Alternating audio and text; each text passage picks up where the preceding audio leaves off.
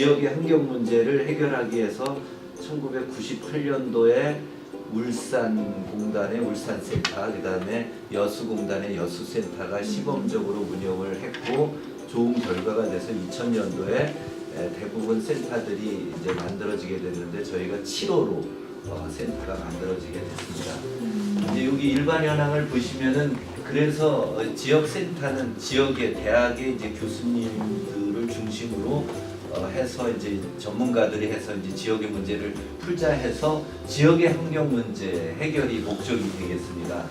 그래서 중요 사업은 이제 연구 사업, 그 다음에 기업 지원, 교육 뭐 이런 형태가 있는데 우리 센터는 그 기금 지원 사업이라고 별도로 다른 센터에 없는 게 있는데 이거는 뭐 아시는 분은 아시겠지만 MTB라고 시야바늘공단 앞에 시야호를 더 매립해서 공단을 만들었습니다. 한 280만 평인데요. 그거의 개발 이득금으로 수자공사에서 기금을 내놓은 게 있습니다. 한 3,500억 로드맵이 있는데 그 중에서 300억 대기개선 기금이 되겠습니다. 그거를 우리 센터가 이제 운영하는 거죠. 그다음에 유기용제가 내는 냄새가 나는 그런 업체들이 이제 쭈르륵 추적이 되면 그 업체 위주로 아까 말씀드렸던 그 민간환경감시단 요원들이 출동을 하거나 아니면은 출동이 불가능한 상황일 때는 이제 시에서 이제 메시지를 보내가지고 조금 주의를 해라라는 이제 그런 개념에 좀 주의를 주고 뭐 그런 형태로 되고요. 또 여기 요거는 이제 시 자체적으로 계속 모니터링을 하는 건데 이거는 센서입니다.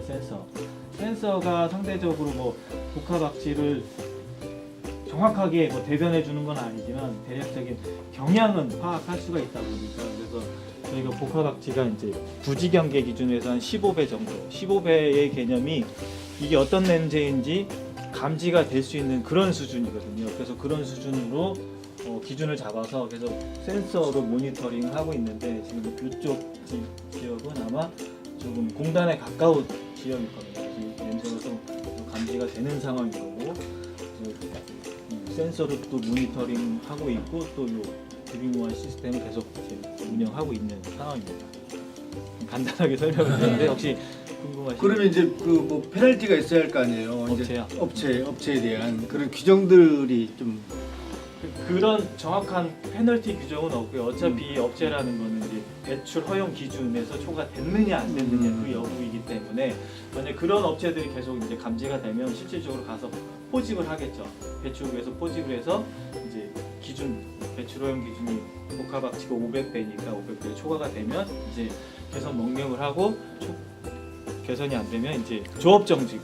그러니까 요즘에는 악취 방지법이 강화가 돼서 그전에는 3차에서 이제 조업 정지인데 뭐 요즘에는 2차에서도 그냥 조업 정지로 가능하다고 하더라고요. 이제 역으로 이렇게 또 우리가 미루어 짐작하면 여기는 이제 공단 지역이잖아요. 네네. 공단에서 이제 어찌됐든 간에 생산하고 또 수출하고 또 판매까지 다 이루어져야만이 우리 국가가 주는 거 아닙니까? 그러면 또 오히려 또 유한 마음들이 더 있을 것 같은데 이런 시스템들이 강화는 돼 있지만 법적인 어떤 근거의 잣대대로 딱딱딱 하지 못하는 그런 어떤 마음도 혹시 있을 수도 있겠다라는 생각이 들어요. 네, 그래서 이 분석실의 좌측에 보시면 이 오른쪽에 이렇게 백이 여러 개가 지금 놓여져 있는데 저 백들이 예를 들어서 그 시 공무원분들이라든가 이렇게 현장시도 단속을 가시면 그래서 냄새가 좀 이쪽 업체에서 많이 나겠다라고 생각을 하시면 그 운영하고 있는 방치시설에서 시료를 채취해서 가지고 오십니다. 가지고 오신 시료를 가지고 이제 그 행정 처리를 위한 어떤 그 검사 시료로 전국에 이제 분포되어 있는 이제 검사 기관에 이제 의뢰를 하게 되는 거고요. 그리고 저희가 그 시료를 인수인계 받아서 이쪽 복합악취 분석실에서 저희가 실험 분석을 진행을 합니다. 이 복합악취 분석은 조금 특이하게 이 사람의 후각을 가지고 이제 분석을 하거든요. 그래서 저 좌측편에 보시면 이제 그 도서실 책상처럼 보이는 저희가 이제 판정 요원 자리입니다. 그래서 저희가 그 악취 판정 요원 5명을 선별을 해서 좀 자리에 앉히고요. 그리고 이쪽 이제 준비실에서 저희가 떠온 또는 받은 시료를 가지고 일정 부분 희석을 해서 판정원한테 갖다 주고 그 판정 요원들이 어느 정도 냄새가 난다, 이만큼 희석했는데 냄새가 난다. 이런 부분을 통해서 저희가 그 값을 결과 처리를 하고요. 그 최종적으로 그 결과 처리된 값을 가지고 이 업체에서 나오는 이 배출구에서 나오는 시료가 적합한지 부적합한지를 판단하고 있습니다. 이 압취에 좀 가장 큰 기여를 할 수 있는 성분이 아마 황화수소라고 들어보시지 않았나요? 네, 황화수소 성분인데 분노 냄새. 네, 이쪽에 있는 이 시스템이 이제 황 계열 쪽 황화수소 이런 것들을 분석하는 장비들이고요. 그리고 똑같이 생겼지만 이쪽에 있는 것들이 이제 휘발성 유기암 물질들 그리고 저희 국장님이 계신 저쪽 장비가 이제 HPLC라고 해가지고 이제 알데하이드 실내 공기질에서 뭐 포르알데하이드라든가 이런 거 얘기 많이 들어보셨죠. 그런 것들을 이제 분석을 하는 장비. 이쪽으로 굴뚝에 올라가가지고 시료를 채취해가지고 그거를 이제 그 현장에서 그 3명이 냄새를 맡습니다. 그래서 이게 저희가 이제 법적에서 취하는 방법은 공기 희석 맡는 법이잖아요. 그래서 가져와가지고 그걸 몇 배 했을 때까지 냄새를 맡느냐. 근데 저희가 한 거는 직접 맡는 법이라고 압취 방지법 생기기 전에는 그 방법을 썼었거든요. 이게 0도에서 5도까지 해서 몇 도 수준이냐라고 해서 이제 실질적으로 감지를 하는 거죠. 그래서 굴뚝도 하고 뭐 작업 현장, 뭐 공정, 뭐 창고 이런 거 다 둘러보셔가지고 거의 한 팀장 저희가 아까 2,000개 업체 정도라고 했으니까 한 2달 사이에 한 200개 업체를 그 팀이 거의 전담해서 조사를 하는 겁니다. 그러니까 다양한 데이터가 나올 수도 있고 약간 조금 그 통계 처리하기 어려운 부분들도 있는데 웬만한 거는 어차피 제가 만든 거나 의원님들이 만든 거나 냄새 그 특성은 거의 유사할 테니까 표현의 방식이 약간 달라질 뿐이죠. 그래서 표현의 방식에 대해서는 어느 정도 통일화 작업을 통하고 그래서 이제 그걸 이제 통계 처리해서 대표적인 업체들이 뭐 어떤 업체가 어떤 좀 냄새가 많이 나는지를 나중에 이제 그거를 저희가 도출하게 되는 거죠. 그래서 그걸 통해서 이제 주요 배출 업체에 대한 어느 정도 이제 그룹화도 되고요. 다양하게 쓸 수가 있습니다.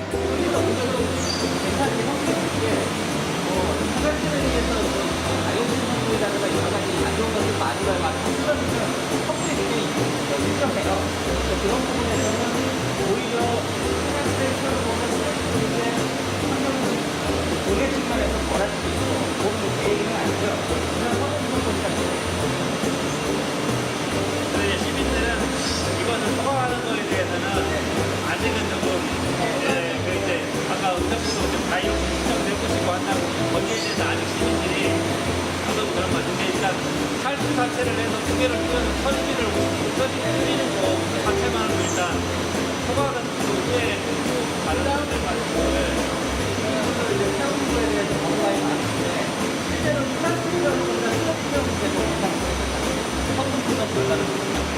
문제는 타면 제로 많이 안 나고 거의 완전히 소화가 돼요. 해보면 사실은 해보는 좀 많이 되는데 다른 거에 대해서 많이 하는데 일반 쓰레기보다는 단제 가지고 더 많이 나와요. 그거는 많이 나는데 대부분 환경 오염도 있기 때문에 독수라든가 소나기가 다이옥신 같은 경우는 오전도 적게 나옵니다.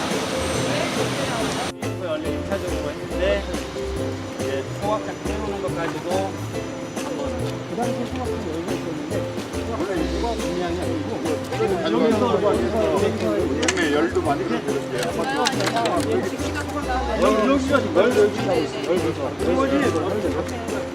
익산시는 매년 6월 지나면 쓰레기가 부족해요. 그래서 이제 그러니까 100톤 한 기만 가동을 해도 되는 이런 상황이 와서 이제 쓰레기를 어떻게 확보할 것이냐 아니면 한 기를 쉴 것이냐 이렇게 이런 고민하는데 아까 말씀하신 대로 잠깐 쉬었다 가동을 해도 크게 그 부분이 그렇게 해봤다니까 좀 궁금하네. 그러니까 기계를 좀 쉬었다가 다시 가동하고 하면 기계의 내구연한이 짧아지기 때문에 이왕 가동하는 거 계속 쓰레기로 확보해서 가동을 해야 된다.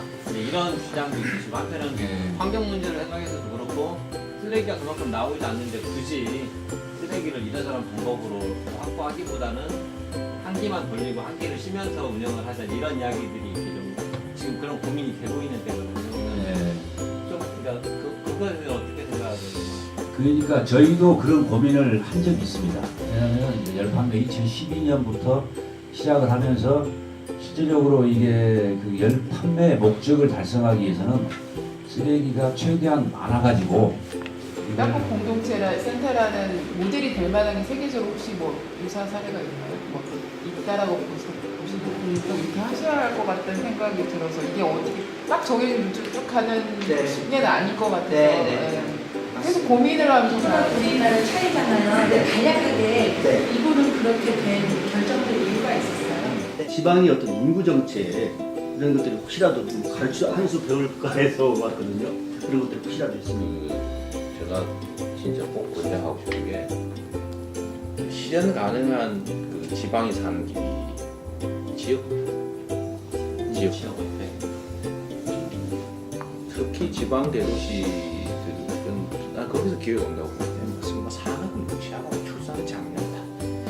그래서 먹고 살아야 돼요. 근데 먹고 사는데 지역 동네 그 상권에 사는 제일 좋은 길은 정말 좀 지역 화폐라는 혹시 이번 기회 되면 사회적 경제도 좋은데 지역 화폐를 성남 사랑상권도 재래시장이 살아나는 게 성남 실제 매출이 올라서 재래시장이 좋아요.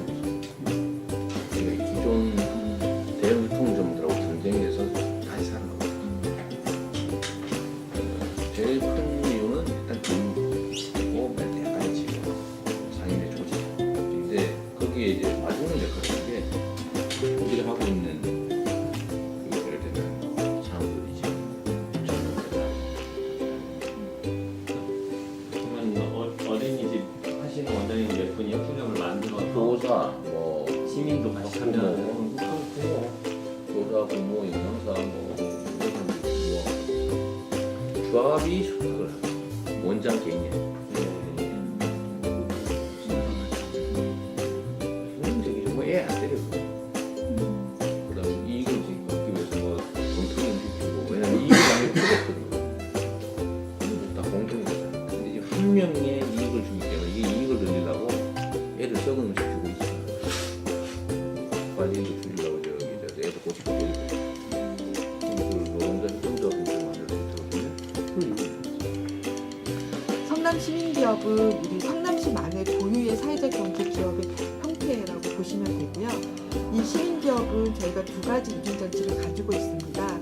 성남시에서 시민기업의 요건을 충족한 상태에서 등록을 하도록 했고요. 등록한 상태에서 이 등록이 유지되기 위해서는 고용부의 인증사회적 기업이 되도록 저희가 두 가지 장치를 하고 있습니다. 그 등록 조건은 주주 또는 조합원이 10명 이상이어야 되고요. 원래 사회적 기업은 인원수 제한을 두고 있지 않지만 또 뭐 협동조합은 세계 어디에도 법이 없지만 5명 그리고 지금 저희 10명 정도 해서 기업이 운영할 수 있는 기본 구조를 지금 저희가 요구하고 있고요. 그리고 1인 주식이 보유 한도를 20%. 이제 지금은 뭐 사회적 기업, 시민 주주 기업 이런 말들이 생겼는데 그때 20여 년 전부터 이제 어떤 그 시민 주주 기업의 시초를 만들었다 이렇게 보고요. 이제 그 이후에 2011년도에 사회적 기업이라는 이제 그런 부분이 나오면서 저희가 2011년도에 시민주주 기업 성남시에서 등록이 되고요. 그때 예비 사회적 기업으로 경기도 지정 예비 사회적 기업 지정됐습니다. 그 다음에 11년에 사회적 기업 인증을 받았는데요. 저희는 이제 일자리 창출형으로 사회적 목적으로 일자리 창출형을 받았고요. 이 부분이 저희가 이제 생활수집 운반원을 운영하는 회사로는 사회적 기업을 받은 게 저희 나라의 친구라고 합니다. 그래서 또 벤치마킹으로 좀 많이 오시는 것 같아요. 저희 지금 현재 주요 사업으로는 여기가 지금 오신 데가 야탑 지점으로 되어 있는 데고요. 중원기업 야탑 지점이고요. 원래는 본점은 여기서 좀 한 10분, 20분 거리에 저희 본점이 있어요. 거기에서 좀 전에 말씀드린 생활수집 운반업, 그 환경요원들이 일하시는 그 업을 복지 같은 경우는 고등학교 자녀 학자금 뭐 1년에 3자녀까지 쌍둥이가 있다 그러면 그 거기에 언니나 동생까지도 줄 수 있게 1년에 3자녀까지는 저희가 지원을 하고 있고요. 그 다음에 3년 이상 된 근로자한테는 1인당 150만 원씩 줄여서 해외여행을 갔다 올 수 있도록 2박 3일 일본 이런 걸 하고 있고요. 명절 휴가나 이런 건 2달에 한 번씩 매 지점마다 회식을 하고 있고요. 이게 되게 커요. 인원이 한 90명 되다 보니까 2달에 한 번씩 회식을 하면요 돈이 엄청 많이 나가더라고요. 그 명절 휴가 이런 때는 그 운영되는 상황에 봐서 저희가 좀 상향을 얹어드리고 이렇게 하고 있습니다. 그리고 지역사회 활동으로는 저희가 지금 본점에 건물 2층을 저희가 임대해서 쓰고 있는데요, 사무실이 2층, 3층을 쓰고 있어요. 3층 같은 경우는 이제 직원들이 복리 휴게실을 쓰다 보니까 이제 이게 생활수직 운반업 주 업무가 야간이잖아요. 낮에는 거의 많이 비어 있더라고요. 그래서 저희가 어떤 교육이나 이런 걸 하는 거 제외하고는 많이 비어 있어서 그거를 지역 그 비영리 민간단체 하시는 분들한테 공간을 제공하고 있어요. 그래서 무상으로 제공하고 있고요. 항상 이래요. 네, 왜냐면 학생들이 살다 보니까. 이거 대학로에 이거 바로 해야 되겠다. 그러니까. 그냥 원룸가 원룸가 이런 식으로 낮에는 지금 이거는 저희가 쓰레기 배출 시간 아닌데 이거 좀 우리 줄 수 없어 이따가? 요거 나중에 자료를 파일로 받으면 되겠네. 그러면 찍을 필요가 없네. 네, 그리고 이제 신호는 저희가 초록 뿌릴 때 초록색으로 낮에 초록불로 들어와 있는 아니 이 시간 이 시간 쓰레기를 배출하라고. 시간. 다음날 아침에 가져가니까 저 시간에 내놔야 되는데 쓰레기 배출 시간에 자기 집 앞에 내놔야 되는 거잖아요. 그거를 다 바로 해야 돼. 성범죄는 이렇게 될지 아닐 수도 있잖아요. 그 모발적인 범죄는 자기 얼굴이 보임으로 인해서 범죄 기회를 감소시키는 역할을 하거든요. 사실 이 스크래치 추적이 금액이 많이 드는 건 아니에요. 근데 그거에 비해서 성범죄 범죄